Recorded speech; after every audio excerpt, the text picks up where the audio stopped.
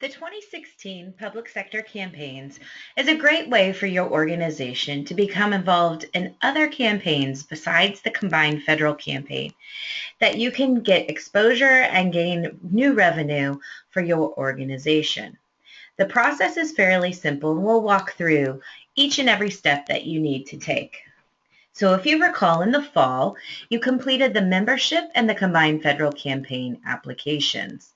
In the winter and spring, we focus on the other public sector campaigns, which have very specific requirements for a given campaign that require you to complete an additional application for that particular state or municipal campaign, as well as oftentimes provide your state registration to solicit, as well as other documentation.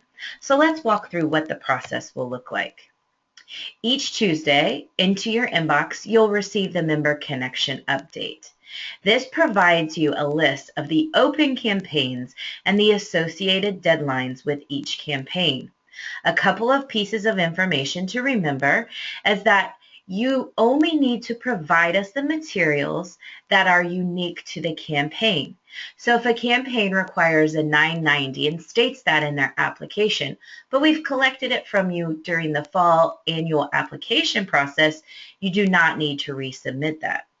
Also, if you do receive a notification from the campaign, you may disregard it and we'll complete and submit on your behalf. So we'd like to give you a 3-week notice for each campaign. So you will want to watch each week on Tuesdays to see the upcoming deadlines. We provide this information as quickly as we receive it from the campaign, but sometimes the campaign has delays or holds and did not release it in enough time. So you may see that this time period is a little bit shorter based on the receipt date from the campaign.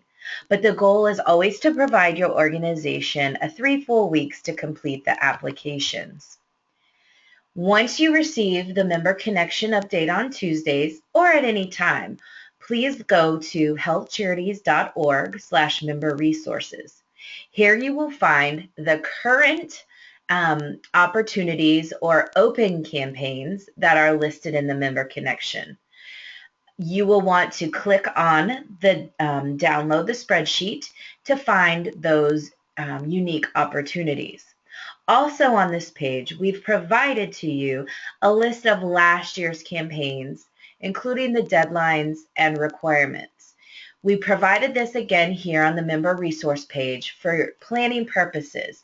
So do note that the dates and requirements are subject to change by the campaign, but this will at least give you an idea for planning purposes what you will need for a given time period and given campaigns. So the process is quite simple. You click on the link to download the spreadsheet. You'll review the spreadsheet for a couple important things. The first is how we want you to return the application to us, whether it's email, snail mail, or applying directly to the campaign. We also want you to review the unique requirements by column. So there may be a unique application, unique documents, or both a unique application and unique documents.